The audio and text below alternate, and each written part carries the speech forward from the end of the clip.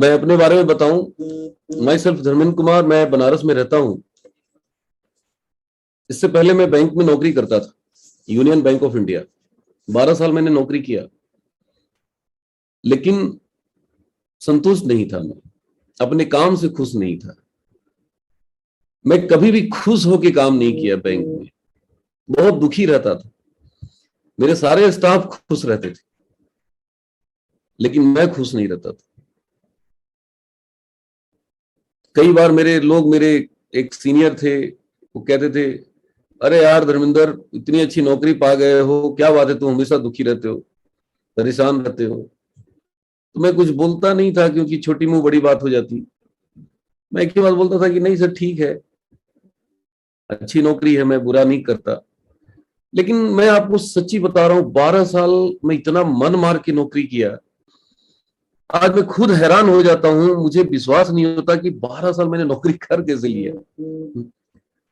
बहुत कहते ना कि वहां पे घुटन होती थी। घुटन क्यों होती थी दोस्तों? कारण क्या था?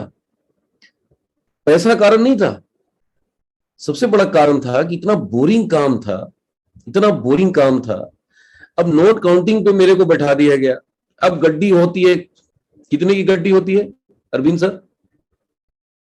एक गड्डी में कितने नोट होते हैं? 100 की सर, 100 की। हाँ, 100 का, बिल्कुल। अब पूरा दिन क्या करना है? मेरा काम क्या था? कैशियर थे, तो पूरा दिन क्या काम क्या था? नोट गिनना, नोट गिनना, यस यस। नोट गिनना। तो नोट गड्डी गिनते थे, और एक गड्डी में कितना नोट? 100। 101 कभी होता ही नहीं था। पता है कि गड्डी में 100 नोट है, फिर भी गिनिए।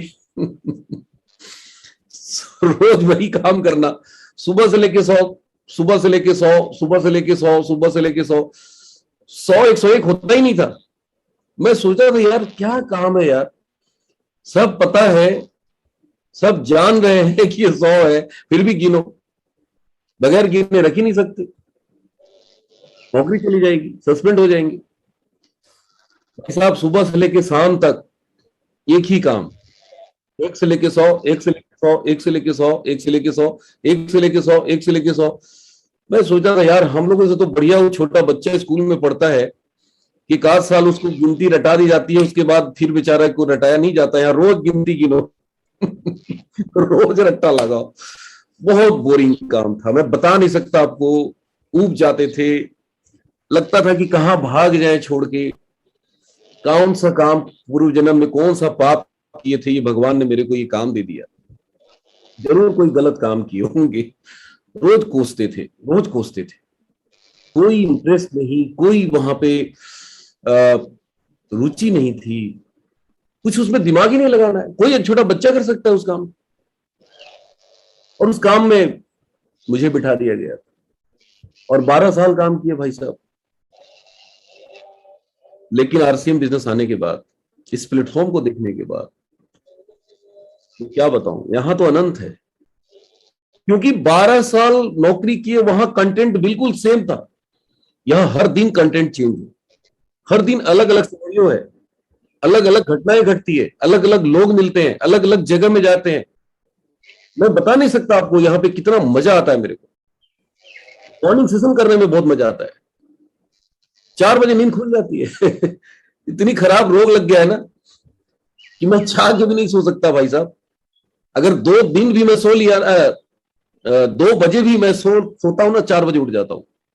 क्यों? क्योंकि आदत बन गई है। Man makes a habit, habit makes a man. हमारे बीच में एक सीनियर साथी हैं, हैंडरेज किया है, अनिल दुबे जी, रॉयल्टी अचीवर हैं। मैं इनको नजरअंदाज नहीं कर सकता। दुबे सर, मैंने अनम्यूट किया है, कुछ बोलना चाहते हैं आप? जी सर, नमस्कार। नमस्कार। हाँ सर, मैं आज 5:15 ही एक स्कूल में आया हूँ। स्कूल के डायरेक्टर हैं सर, बैठे हुए हैं। हाँ हाँ। और अपने अपने ग्रुप में ही है, आईडी भी है सर का। तो आज मीटिंग सुन रहे हैं। मैं यहाँ आया तो मैं कंप्यूटर भी लेके आया हूँ, लगाया हूँ, और सर सुन रहे हैं। तो 1 मिनट सर, बात कर लिया जाए। सर बिल्कुल, बात कराइए ना। आवाज आई, बोलिए ना। नमस्कार good morning sir, good morning. Sir, very good morning. Sir आप मुलाकात एक बार सर राजेंद्रम में हुई है, मीटिंग में हम लोग थे। जी जी बिल्कुल सर। हाँ ठीक है सर, आपका मोटिवेशन क्लास में मैं सुना था, स्पीच था, आपको बहुत अच्छे लगे। जो वर्क करना चाहिए था हम लोग कर नहीं पा रहे हैं, एक प्रयास किया जाएगा, थोड़ा सा इसमें समय दिया जाए, समय दिया जाएगा। अनिल दुबे जी तो बहुत अच्छे मेहनत कर रहे हैं, काम भी अच्छा कर रहे हैं, तो धीरे धीरे हम लोग भी प्रयास कर रहे हैं कि इसमें वर्क करें। पहले तो आपका बहुत बहुत आभार, आपने समय निकाला और हमारे मॉर्निंग सेशन में आए। जी अ, जी थोड़ा अपना परिचय दे देंगे तो बहुत सारे लोग आपको जानना चाहते हैं कि आप आखिर हैं कौन। 1000 लोगों के बीच में मीटिंग छोड़ के आपको मैंने क्यों बुलाया, तो एक बार अपना परिचय देंगे सर, जरूर देंगे। मेरा नाम सर हरिशंकर सिंह है। जी मदर शकुंतला पब्लिक स्कूल का मैं डायरेक्टर हूँ। जी और इस अनिल दुबे जी हम लोग के जूनियर होते हैं, जी तो इस तरह हमको बिजनेस में लाने का कार्य इन्होंने ही किया। जी जी अभी तो स्टार्टिंग 1 आध साल से हम लोग जुड़े हुए हैं, लेकिन जो वर्क जितना करना चाहिए हम लोग कर नहीं पा रहे हैं। कोई बात नहीं है सर, आप आ गए यही बहुत बड़ी बात है, सब हो जाएगा। हाँ सर ठीक है, प्रयास पूरा किया जा रहा है, आगे भी हम लोग थोड़ा करेंगे। थोड़ा हेजिटेशन है, लेकिन धीरे धीरे हेजिटेशन को दूर कर और कार्य किया जाएगा। फ्यूचर है। धन्यवाद sir. Thank you sir. Thank you sir, thank you. देखिए साथियों, मैंने इनसे बात क्यों कराई, आप लोगों को एहसास कराना चाहता हूं कि देखिए कितने बड़े बड़े दिग्गज हैं, इन्होंने बहुत सरलता से अपनी बात रखी, अपने बारे में इन्होंने नहीं बताया। अच्छा, स्कूल कहाँ है सर की? भभुआ में सर, मेरे स्कूल के बगल में ही है। अच्छा, वो जो, बिल्कुल बिल्कुल, थैंक यू। देखिए सर, आप दोनों लोग, सबसे बड़ी स्कूल मदर शकुंतला स्कूल है, बहुत बड़ी स्कूल है और स्कूल के मालिक हैं। इनके स्कूल में हजारों बच्चे पढ़ते हैं और ये आज हमारे बिजनेस में हैं। लोग कहते हैं कि आरसीएम छोटे मोटे लोगों का काम है। भाई साहब, अब ये छोटे लोगों का काम नहीं है, इस गलतफहमी से हमें निकलना होगा। बहुत बड़े बड़े दिग्गज हमारे साथ जुड़ रहे हैं आरसीएम।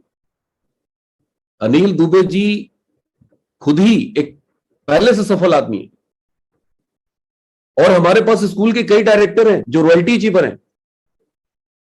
मेरी आवाज को सुन रहे होंगे, मैं उनसे अभी बात कराने की स्थिति में नहीं हूं। हमारे बीच में शायद मनोज मिश्रा जी होंगे, अगर मेरी आवाज सुन रहे हैं तो सर हैंडरेज करेंगे। मनोज मिश्रा जी बनारस से हैं, स्टेट बैंक में सीनियर मैनेजर थे और रिजाइन करके भी हाँ बिल्कुल, देखिए हैंड रेज कर दिए, मुझे पता था कि जरूर मीटिंग में होंगे। सर 2 मिनट अपने बारे में जरूर बताएं सर। सर गुड मॉर्निंग जय आरसीएम। मैं मनोज कुमार मिश्रा वाराणसी से हूँ। मैं भारतीय स्टेट बैंक में 26 साल जॉब किया हूँ और इस समय फुल टाइम आरसीएम कर रहा हूँ और 2 स्कूल का डायरेक्टर हूँ। और मुझे बहुत मजा आ रहा है क्योंकि इस बिजनेस में पैसिव इनकम है और अगर 2 से 4 साल कर लिया जाए तो स्कूल सहित सारी इनकम को ये सरपास कर जाएगा। Thank you sir. सर अभी कितने लोगों का नेटवर्क बना लिया है सर, थोड़ा वो भी बताएं। हमने सर 2000 लोगों का नेटवर्क बना लिया है। क्या बात है और सर। मैं प्लेटिनम पिन पे हूँ, 1.5 साल से आरसीएम कर रहा हूँ, लेकिन मेरे को डायमंड पे जाना है सर।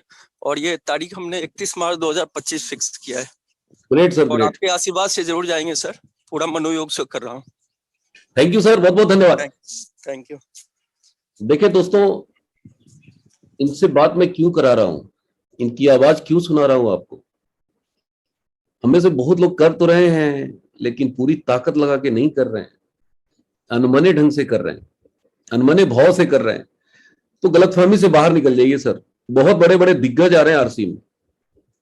ये काम छोटा नहीं है। हमें लगता है ना कि गलतफहमी की ये काम छोटा है, कई लोगों को लगता है कि बहुत छोटा काम है ये। अरे नेटवर्क मार्केटिंग हिंदुस्तान के लिए नई व्यवस्था है, नई चीज है, लेकिन आप इसकी हिस्ट्री देखिए, इसका इतिहास देखिए। यूएसए, अमेरिका, जहां जब पहली बार ये एंट्री किया था डायरेक्ट सेलिंग, तो अमेरिका में 60% लोगों के पास कारें पहुंच चुकी थी, 60% लोग अमीर हो चुके थे। वहां 60% लोग अपने जीवन स्तर को ऊपर उठा चुके थे और तब एंट्री आई थी डायरेक्ट सेलिंग की, मल्टी लेवल मार्केटिंग। और लोगों ने अमेरिका में क्या कहा था, हाँ ये चलने वाला नहीं है, ये फालतू काम है। जैसे हमारे हिंदुस्तान में लोग बोलते हैं ना, अमेरिकन लोग भी यही बात बोले थे, आज से 100 साल पहले की बात है। तकरीबन 80-85 साल पहले की बात। और क्या हुआ फिर? आज अमेरिका में हर तीसरा करोड़पति नेटवर्क मार्केटिंग से है, हर तीसरा करोड़पति। सुनिए ध्यान से, कान खोल के गूगल पे सर्च करिए, नेटवर्क मार्केटिंग से है, डायरेक्ट सेलिंग से है भाई साहब, हर तीसरा करोड़पति। दुनिया में सबसे ज्यादा टर्नओवर कहां होता है? अमेरिका में होता है। सबसे पढ़े लिखे लोग, सबसे विकसित है वो, उनसे विकसित हम नहीं है, 50 साल पीछे हैं हिंदुस्तान के लोग। ये जो अपने आप को बहुत बड़ा मानते हैं ना, मैं उनके लिए ये बात कह रहा हूं। कितने गलतफहमी में हम लोग हैं कि जो सबसे डेवलप्ड है पूरी दुनिया में, 60% से ज्यादा लोगों के पास कारें आ चुकी थी, तब नेटवर्क मार्केटिंग वहां पे कदम रखा और आज शिखर पे है। अमेरिकन लोगों ने भविष्यवाणी किया था कि नहीं चलेगा अमेरिका में, ये बेरोजगार लोगों का काम है, गरीब लोगों का काम है, पिछड़े हुए लोगों का काम है, अनपढ़ लोगों का काम है, अशिक्षित लोगों का काम है, ये बहुत छोटा काम है। लेकिन आज पूरी दुनिया उसे सीख रही है। 2,41,000 करोड़ का टर्नओवर है, 2,41,000 करोड़ का अमेरिका में टर्नओवर है। पूरी दुनिया मिला देने के बाद डायरेक्ट सेलिंग में टर्नओवर उतना नहीं है जितना अकेले अमेरिका के अंदर है। और कमाल की बात बताएं, बड़े बड़े अर्थशास्त्री, फिक्की जैसे संगठन, बड़ी बड़ी संस्थाएं, बड़े बड़े रिसर्च करने वाले लोग अभी हिंदुस्तान के बारे में क्या भविष्यवाणी किया है कि हिंदुस्तान में जो भी ग्रोथ है नेटवर्क मार्केटिंग का, पिछले साल 16% ग्रोथ था, इस साल 17.5%। कोविड में भी ग्रोथ है, कमाल की चीज है। सारे व्यापार नीचे जा रही है, सब निगेटिव में है, सारी व्यवस्था निगेटिविटी में जा रही है, नकारात्मक उनका ग्रोथ है, ऊपर नहीं जा रहे, वो नीचे जा रहे हैं, सारे सिस्टम सब नीचे जा रहे हैं। और आरसीएम कहां जा रहा है? नेटवर्क मार्केटिंग कहां ऊपर जा रहा है? ध्यान से सुन लीजिए, इतनी स्थिति में भी जहां कम्युनिकेशन बंद है, जहां आवाजाही बंद है, जहां पूरे घर से निकलने पर प्रतिबंध है, और उसमें भी आरसीएम 17.5% ग्रोथ किया है। नेटवर्क मार्केटिंग की बात मैं कर रहा हूं, आरसीएम की बात नहीं कर रहा हूं। आरसीएम की ग्रोथ ज्यादा है, 20% है। नेटवर्क मार्केटिंग इंडिया में बहुत तेजी से पांव पसार रहा है दोस्तों। लेकिन क्या हम उस तेजी से आगे बढ़ रहे हैं? नहीं बढ़ रहे हैं। और जो ग्रोथ का परसेंटेज है ना, 16% से जब निकाला गया है, तो भारत में 2037 में इंडिया अमेरिका को पीछे छोड़ देगा। तालियां बजा सकते हैं इसके लिए। यस ये ग्रोथ 16% का ग्रोथ के हिसाब से है। लेकिन आप अंदाजा लगा सकते हैं कि जब पिछले एक साल में कोविड है, प्रतिबंध है, और उसमें 17.5% यानी बढ़ा दिया ग्रोथ को, तो आप अंदाजा लगाइए कि जब नॉर्मल होगा ये ग्रोथ 20% जाएगा। हालांकि आरसीएम नेटवर्क मार्केटिंग में भी नंबर 1 पे है, सबसे ज्यादा ग्रोथ आरसीएम का है। लेकिन हम नेटवर्क मार्केटिंग की बात कर रहे हैं, सारी कंपनियों की बात कर रहे हैं जो इथिकल है, जो रियल मार्केटिंग कर रही है, जो चीट फंड नहीं है, मैं उनकी बात कर रहा हूं। जरा सोचिए कि 20% ग्रोथ होगा, 25% होगा, 30% होगा, 40% होगा, 50% होगा, और आने वाले दिनों में 60%, 70% ग्रोथ भी जाएगा। तो ये 2037 में नहीं होगा। यह आंकड़ा 16% के हिसाब से निकाला गया है। इंडिया अमेरिका को हो सकता है 2030 में ही पीछे कर दे।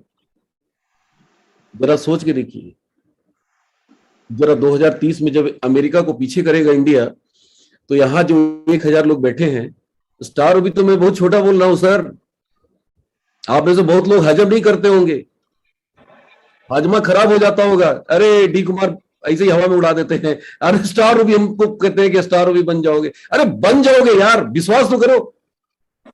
सुरेंद्र बस जी क्या बोलते हैं? तब तक सर डायमंड हो जाएंगे। बिल्कुल हो जाएंगे। सुरेंद्र बस जी क्या बोलते हैं? वो कहते हैं ना कि आरसीएम में अगर लटके रह गए ना 2037 तक, लटके रह गए, जैसे ट्रेन बस में बड़ी मुश्किल से लटक के जाना पड़ता है ना, कई बार जगह नहीं मिलती है, वो कहते हैं ना कि अगर लटके रह गए ना तो 2037 में स्टार रूपी होगी। सोच के देखिए भाई साहब, कितनी तेजी से ग्रोथ हो रही है, आपको शायद अंदाजा नहीं है। और अभी सोने का टाइम नहीं है, यही जागने का टाइम है। बहुत बढ़िया, अभी अरविंद साखी जी आए थे कल, एक बहुत अच्छी बात बोले। उन्होंने क्या कहा था? उन्होंने कहा था कि डी कुमार जी, मार्केट से घर जाने में मुझे पहले मात्र 5 मिनट लगता था, लेकिन घर मेरा आज भी वही है, मार्केट भी वही है, रास्ता भी वही है, लेकिन आज 5 मिनट नहीं लगता है, आज मुझे आधा घंटा लग जाता है। क्यों भाई? पहले 5 मिनट की दूरी आज आधे घंटे क्यों? क्योंकि भीड़ बढ़ गई है, सड़क पे कार वालों की संख्या बढ़ गई है, ट्रैफिक जाम मिल रहा है। पहले बहुत कम था लोगों के पास गाड़ियां, सड़क वही है लेकिन गाड़ियों की संख्या बढ़ गई, भीड़ बढ़ गई रोड पे। तो मेरे दोस्त, रोड भी वही होगा, घर भी वही होगा, लेकिन लोग बहुत ज्यादा आ जाएंगे। और तब फिर ये कंप्लेन नहीं होगा कि सर कोई सुनता नहीं, कोई जुड़ता नहीं। तब कंप्लेन क्या होगा? अरे सर जहां जा रहे हैं वहीं लोग आरसीएम वाले मिल रहे हैं, जहां जा रहे हैं बड़ी गाड़ियों में लोग घूम रहे हैं, सर स्टार रूबी है सर, मैं तो बहुत गलती कर गया सर, काश आपकी बात मान लिए होते सर 2021 में। और तब क्या होगा? काश, आपकी जुबान से काश निकलेगा, क्योंकि भारत में नेटवर्क मार्केटिंग के अलावा कोई रास्ता नहीं है। आपको शायद नहीं जानकारी है, गवर्नमेंट ऑफ इंडिया ने कानून बना चुकी है, ये विपक्षी दल चलने नहीं दे रहे हैं, लेकिन मोदी सरकार फिर भी बिल पास कर दिया 3-4। हो सकता है हम लोगों का भी उसी में निकाल दे, पतली गली से। सरकार कमिटेड है, क्योंकि गवर्नमेंट के पास कोई रास्ता नहीं है दोस्तों, कोई तरीका नहीं है बेरोजगारी दूर करने का। गवर्नमेंट को पता चल गया है कि मल्टी लेवल मार्केटिंग ही एक रास्ता है जिससे हम हिंदुस्तान के एक एक व्यक्ति को रोजगार दे सकते हैं, लाखों रुपए महीने की इनकम कमाने का जरिया दे सकते हैं, एक बहुत शानदार प्लेटफॉर्म दे सकते हैं। ये बात मोदी सरकार को पता चल गया है, और आप देख लीजिए बहुत जल्द इसके ऊपर कानून का ड्राफ्टिंग हो चुका है, इसकी प्रतियां पब्लिक में जारी हो चुकी है। आम पब्लिक से सुझाव मांगा जा रहा है कि इसमें कुछ और संशोधन चाहिए तो बताइए। कानून की ड्राफ्टिंग हो चुकी है, बस बिल पास होना है, राष्ट्रपति का सिग्नेचर हो जाना है, और उसके बाद कोई ये नहीं कह सकता कि ये चीट फंड वाला काम है। क्योंकि सरकार जब मुहर लगा देती है ना, तो आम आदमी को मानना पड़ता है, कोई रास्ता नहीं है आम आदमी के पास। फिल्म इंडस्ट्री को इंडस्ट्री का दर्जा दिलाने में 100 साल लग गए दोस्तों, 100 साल संघर्ष करना पड़ा फिल्म इंडस्ट्री के लोगों को। पहले लोग इसको नहीं मानते थे इंडस्ट्री, हमारे समाज में उनको नचनिया बोला जाता था, गवैया बोला जाता था, बैंक वाले लोन नहीं देते थे उनको। लेकिन आज सेलिब्रिटीज हैं, स्टार हैं, सुपर स्टार हैं। आज सलमान खान आ जाते हैं बनारस में तो सड़कें जाम हो जाती है। सोच के देखिए, नाचने वाला, ड्रामा करने वाला आदमी को समाज ने स्टार बना दिया है। लेकिन जो आरसीएम के लोग क्या कर रहे हैं? खुद स्टार नहीं है, स्टार बनाने का काम कर रहे हैं। आज मैं स्टार रूबी हूं, लेकिन 1000 स्टार रूबी बनाने का बीड़ा उठा लिया है। सलमान खान किसी को सलमान खान नहीं बना सकता। हेलो, ध्यान से सुनिए, नहीं बना सकता। उसकी कुवत नहीं है, उसमें उसके पास सिस्टम नहीं है, उसके पास वो प्लेटफॉर्म नहीं है कि वो किसी को सलमान खान प्रोजेक्ट कर दे। बनाने की कोशिश किया था अपने भाई अरबाज खान को, लेकिन आज अरबाज खान का नामो निशान नहीं है। एक और भाई था, पता नहीं क्या नाम है उसका, उसको भी बनाने की कोशिश किया था, नहीं बना पाया। अरे अपने भाई को तो बना ही नहीं पाया, एक आम आदमी को क्या बना पाएगा? उसके पास वो क्षमता नहीं है, उसके पास वो ताकत नहीं है कि वो बना दे। लेकिन यहां पे ताकत भी है, क्षमता भी है और प्लेटफॉर्म भी है दोस्तों। एक एक व्यक्ति को स्टार भी बनाऊंगा, मैं संकल्प ले रखा हूं, कसम खा लिया हूं, दृढ़ प्रतिज्ञा है मेरी। जरा सोच के देखिए, नाचने वाले, गाने वाले को समाज में इतनी इज्जत मिलती है, ये कितना बड़ा काम है ना, शायद आप सोच नहीं सकते। जहां हमारी आपकी सोच खत्म होती है ना, वहां से आरसीएम की सोच शुरू होती है। और इसीलिए मैं कहता हूं, जाग जाओ, जाग जाओ मेरे दोस्त, जाग जाओ मेरे भाई, जाग जाओ मेरे बहना, जाग जाओ। सोने वाले जागो, रोज मैं जगा रहा हूं।